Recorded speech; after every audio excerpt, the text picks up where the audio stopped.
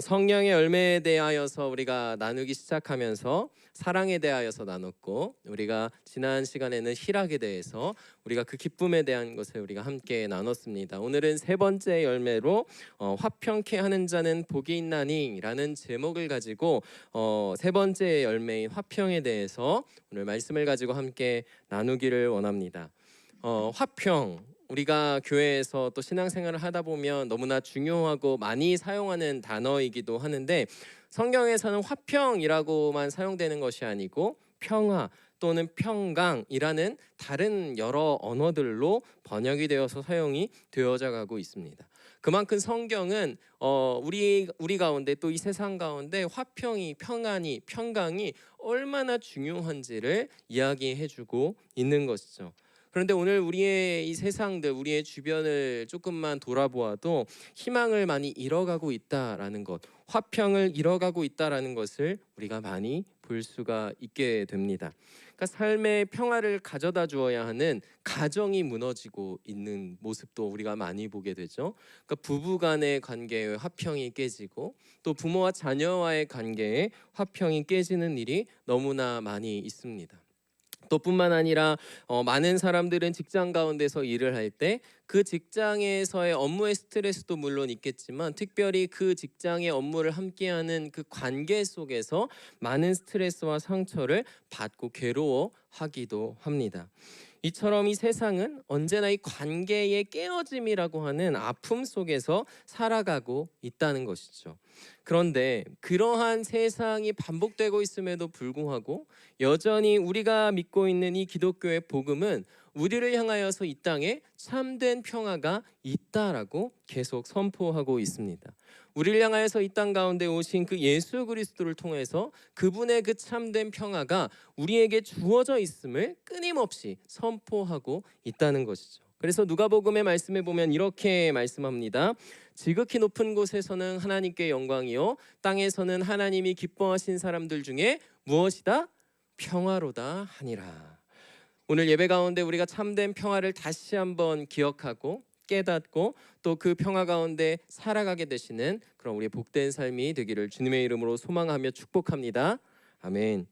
여러분, 화평을 우리가 인사로 할 때가 있어요. 교회에서 어떻게 인사하죠? 화평에 대해서 샬롬 이렇게 인사를 할 때가 많죠. 우리 한번 해볼까요? 좌우 사람들한테 옆에 앞뒤로도 보면서 한번 인사해볼까요? 샬롬.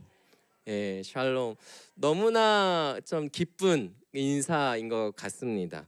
여러분, 그런데 이 샬롬을 우리가 서로 인사할 때 어떤 의미에서 이 샬롬이라고 상대방에게 인사를 하는 걸까요? 그러니까 우리의 말로, 우리나라의 방법으로 치면은 안녕히 가십시오 이런 느낌일까요? 안녕하십시오 이런 그런 느낌일까요? 실제로 샬롬이 우리가 안녕하세요, 안녕히 가십시오 이렇게 인사하는 것처럼 사용이 되기도 합니다. 여러분, 그런데 그렇다면 우리가 평안하십시오, 샬롬, 화평하십시오 라고 할 때 그 우리가 얘기하는, 인사하는 화평은 무엇을 의미하게 될까요? 그럼 화평이 무엇이죠? 우리가 화평하십시오, 샬롬 이렇게 인사할 때 무엇을 바라면서 우리가 샬롬, 화평을 이야기할까요? 우리가 이 화평을 생각할 때 이렇게 많이들 생각을 하게 됩니다. 나에게 고통이 없고, 내 삶에 어떤 문제가 없고, 내 마음에 불편함이 없는 어떤 그러한 상태를 가지고 우리가 샬롬, 화평에 대한 것을 상대방에게 축복하면서 이야기하고, 또 나도 그런 화평의 개념으로 받아들일 때가 많습니다. 그런데 이것이 잘못됐다는 것이 아니고, 이것이요, 하나님이 우리에게 주신 화평에 있어서는 굉장히 소극적인 자세라는 것을 우리가 오늘 말씀을 통해서 깨달으면 좋을 것 같아요. 그러니까 하나님이 우리에게 주시는 화평은 단순히 감정 상태에 대한 어떤 우리가 누릴 수 있는 그런 단순한 것이 아니고, 그거보다 훨씬 높은 차원의 우리에게 주신 축복의 화평이라는 것을 오늘 우리가 배워서 또 그 화평을 가지고 살아가는 것이 너무나 복된 삶이 될 것이고, 오늘 우리가 그런 화평을 가지고 돌아가는 삶이 되기를 축복합니다. 그렇다면 우리가 이제 소극적인 화평이다 얘기했는데, 그럼 적극적인 화평이 있겠죠. 적극적인 화평은 그럼 어떤 것일까라고 얘기한다면 조금 어려우실 수 있겠지만, 화평은 어떤 우리의 단순한 상태, 감정을 넘어서서 우리가 어떠한 환경에서도 흔들리지 않는 그러한 견고한 관계를 화평이라고 얘기합니다. 무엇을 화평이라고 얘기한다고요? 건강한 관계. 이 관계라는 것이 굉장히 중요한 화평의 키포인트예요. 그러니까 다시 말해서 만약에 우리가 살아갈 때 내가 다른 누군가와 관계를 맺어요. 그런데 그 관계가 어떤 형식적인 상태에서, 형식적인 관계에서 머무르는 것이 아니고 내가 그 사람과의 관계를 건강한 관계, 정말 온전한 관계, 서로가 서로에게 희망을 주고 에너지를 주고 위로를 주고 기쁨을 주는 그러한 온전하고 최상의 관계로 발전해 나아가는 것을 우리는 화평이다라고 이야기할 수 있습니다. 그것이 바로 우리에게 화평을 말씀하시는 성경의 진정한 목적이에요. 우리가 그것을 말씀을 통해서 계속해서 살펴보면 좋겠습니다. 그러면 이제 중요한 것, 궁금한 것은 왜 샬롬, 화평이 관계와 연결될까? 이런 궁금증을 가질 수 있겠죠. 예수님이 팔복에 대해서 가르칠 때 이렇게 말씀을 하세요. 마태복음 말씀을 보면 화평케 하는 자는 복이 있나니 그들이 하나님의 아들이라 일컬음을 받을 것이며. 자, 여기 보면 말씀에 뭐라고 얘기하죠? 화평한 자는 복이 있나니 라고 얘기하십니까? 어떤 자가 복이 있다고 말씀하세요? 화평하게 하는 자.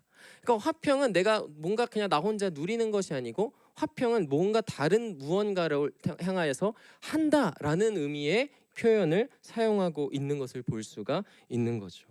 그러니까 우리에게 하나님께서는 너가 화평한 자인데 실제로 우리가 그런 감정 상태, 어떤 삶의 상태를 누리는 복을 가지고 있는데 그러한 상태에서 멈추는 것이 아니고 그러한 화평을 누리고 있는 너가 화평하게 하는 자로 또 화평을 이루는 자로 살아가야 한다라고 하는 두 번째의 우리의 목적을 말씀해 주고 계시다라는 거예요. 그럼 이러한 것이 우리에게 왜 이루어져 있는가? 우리가 생각을 한다면 우리에게 화평이 어떻게 언제 시작되어졌는지 그 시작점으로 한번 돌아가야 할 필요가 있습니다. 여러분, 하나님이 계세요. 하나님은 성결하시고 거룩하신 분이시죠. 그런 하나님이 죄와 가까이 하실 수 있습니까? 없습니까? 죄를 가까이 하실 수 없어요. 죄를 하나님은 미워하시고 죄가 이 세상 가운데서 사라지기를 위하여서 날마다 우리를 위해 애쓰시고 일하시는 분이 바로 하나님이시죠.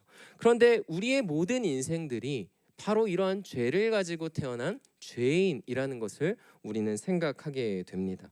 그렇다는 것은 우리는 태어났을 때 모태에서부터도 이미 하나님 앞에 설 수 있는 존재입니까? 하나님 앞에 설 수 없는 존재입니까?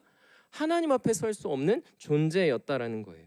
그러면은 그러한 죄인과 하나님과의 관계는 어떤 관계죠? 화평한 관계입니까? 아니죠.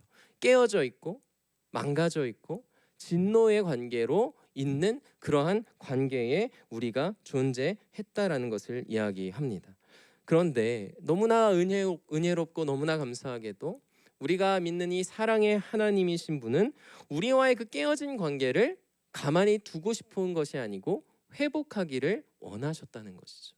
그래서 하나님께서 우리를 위해서 이 땅에 독생자 예수님을 보내주시죠. 그리고 그 예수님께서 인간의 대표로 또 죄인의 짐을 진 그 죄인들의 대표로서 자신 스스로는 죄를 모르시는 분으로 또 율법과 그 말씀에 철저히 순종하시면서 대신에 어떤 것을 감당하세요? 우리의 죄인들의 모든 죄짐을 대신해서 감당하고 갚으시는 것이죠. 그래서 하나님이 예수 그리스도를 통해 우리와의 그 관계의 문제를 해결하셨다. 이것이 우리가 알고 있고 믿고 있는 복음이지 않습니까? 아멘이시죠? 자, 그것이 우리에게 있어서 가장 먼저 찾아왔던 화평인 것이죠. 이것은 우리에게도 화평이 그냥 어떤 감정, 상태가 아니고 무엇을 얘기하고 있죠? 하나님과의 관계라는 것을 이야기를 하고 있습니다. 여러분, 그래서 예수님이 우리의 죄의 대가를 대신 치르셨다. 우리가 이렇게 항상 생각하고 믿잖아요. 그러면 예수님도 관계에 있어서 우리의 대신 그 대가를 대신 짊어지셨다는 걸 우리가 생각을 할 수 있어요. 우리의 관계는 어떤 관계였다고요? 하나님과의 화평의 관계가 아니고 진노의 관계, 죄로 인하여서 망가졌던, 깨어졌던 관계, 그것을 예수님이 대신 가져오셨다는 거예요. 여러분, 그래서 예수님이 십자가에서 죽으시기 전에 무엇을 막 얘기하면서 절규하시죠? 나의 하나님, 나의 하나님, 어찌하여 나를 버리셨나이까. 여러분, 이 예수님의 절규는 무엇으로부터 비롯된 절규일까요? 육적으로 정신적으로 너무 고통스러워서 하나님 나 왜 버리셨습니까? 라는 고통의 절규였을까요? 그것이 아니라 우리를 대신하여 하나님과의 그 친밀하고 사랑한 그 관계를 예수님이 우리를 대신해서 죄로 깨셨기 때문에, 하나님으로부터 예수님이 사랑의 관계, 화평의 관계가 아니고 진노의 관계로 죄인으로서 담당하셨기 때문에 나를 어찌하여 버리셨나이까, 이렇게 고백을 했다라는 것입니다. 그 예수님의 그 관계의 희생을 통하여서 오늘 우리가 하나님과 화평한 관계를 맺고 있음을 믿습니다. 아멘. 그런데 이러한 우리가 생각하는 관계는 언제든 깨질 수 있는 관계잖아요. 그렇죠? 좋다가도 금세 다투는 것이 우리의 모습이에요. 아 여보 사랑해 라고 했다가 근데 그 돈은 왜 썼어? 그건 꼭 필요해서 사야 되는 거였어? 얘기했다가 또 금세 다퉈버리는 그러한 삶의 관계가 우리의 관계이지 않습니까? 그런데 우리가 하나님과 누리고 있는 그 관계는 단순히 잠깐 있다가 또 깨지고 다시 만들고 다시 일어서고 없어지고 그러한 변하는 관계가 아니라는 것입니다. 왜 그렇습니까? 하나님이 우리를 사랑하실 때 하나님의 사랑은 영원한 사랑이다. 성경은 얘기합니다. 하나님의 우리를 향한 사랑은 변하는 사랑이 아니라 변하지 않는 신실한 사랑이라고 이야기를 합니다. 그 사랑을 우리를 향하여서 내비치시면서 오래 참으시기 때문에 우리를 향한 그 관계가 하나님으로부터 지속될 수 있다라는 것. 우리가 하나님의 그 사랑으로 인하여서 그 화평의 관계를 우리가 누릴 수 있다라는 것을 우리는 하나님의 귀한 말씀을 통해 날마다 깨달을 수 있습니다. 여러분 그러한 하나님이 지키시고 유지하시는 그 관계를 다른 누군가가 빼앗을 수 있습니까? 없습니까? 없습니다. 하나님의 그 우리를 향한 사랑과 이 화평은 그 누구도 빼앗을 수 없고 영원히 지속되는 참된 화평이며 또 오늘 우리가 누리고 있는 하나님이 주신 귀한 화평인 줄 믿습니다. 아멘. 여러분 그러면 우리는 이렇게 화평을 누리는 존재로 지금 살아가고 있어요. 근데 그 화평을 그냥 우리가 단순히 누리는 것이 아니고 성령 하나님께서 우리가 그 화평을 잘 누릴 수 있도록 실질적으로 도와주고 계십니다. 우리가 세상 속에서 힘들 때가 있어요. 괴로울 때가 있어요. 두려움과 근심에 사로잡힐 때가 있어요. 그러면은 나를 아시는 하나님이 나를 이해하시고 나의 고통을 바라보시고 또 인자함으로 나를 붙들어 주시는구나. 우리가 말씀을 가지고 믿게 되면 그 순간 우리의 마음에 무엇이 찾아옵니까? 화평이 찾아오죠. 저는 저희 자녀들을 위해서 항상 기도하고 있는데 불안할 때가 많이 있어요. 혹시 제가 이렇게 교회에 있을 때 아내가 교회 오고 가는 길에 혹시나 뭐 넘어지진 않을까? 무언가에 부딪히진 않을까? 갑자기 이렇게 재채기를 하지는 않을까? 저희 아내가 막 재채기 하다가 막 배 땡긴다고 막 이렇게 할 때가 실제로 있거든요. 그런 일이 혹시나 내가 없을 때 일어나진 않을까라는 근심과 걱정이 틈틈이 저에게도 올라와요. 그럴 때마다 기도하면 너무나 신기하게도 그 두려움과 걱정들이 사라지고 어느 순간 하나님의 화평이 저를 사로잡고 있는 것. 그리고 실제로 하나님을 믿음으로 내 사역에 집중하고 돌아가면 아내가 건강하게 있는 모습에 또 하나님에게 감사하게 되어지는, 우리는 그러한 것을 하나님이 주신 화평 가운데 누리며 살아가고 있다는 것입니다. 여러분 그래서 우리에게 주신 하나님의 화평은요 세상이 얘기하는 화평이 아니에요. 세상이 얘기하는 화평은 뭐죠? 언제만 화평해요? 염려가 없을 때만. 염려가 있으면 불안한 것이죠. 근데 우리에게 주시는 하나님의 화평은 뭐가 있을 때는 평안하고 없을 때는 불안한 그러한 연약한 화평이 아니고 언제나 오히려 염려가 있을 때 더욱더 화평하게 하시는 놀라운 참된 화평인 줄 믿습니다. 그래서 오늘 빌립보서의 말씀은 이렇게 이야기합니다. 아무것도 염려하지 말고 다만 모든 일에 기도와 간구로 너희 구할 것을 감사함으로 하나님께 아리라. 함께 읽겠습니다. 시작. 그리하면 모든 지각에 뛰어난 하나님의 평강이 그리스도 예수 안에서 너희 마음과 생각을 지키시리라. 아멘. 하나님의 평강이 우리의 모든 마음과 생각을 지키시는 줄 믿습니다. 아멘.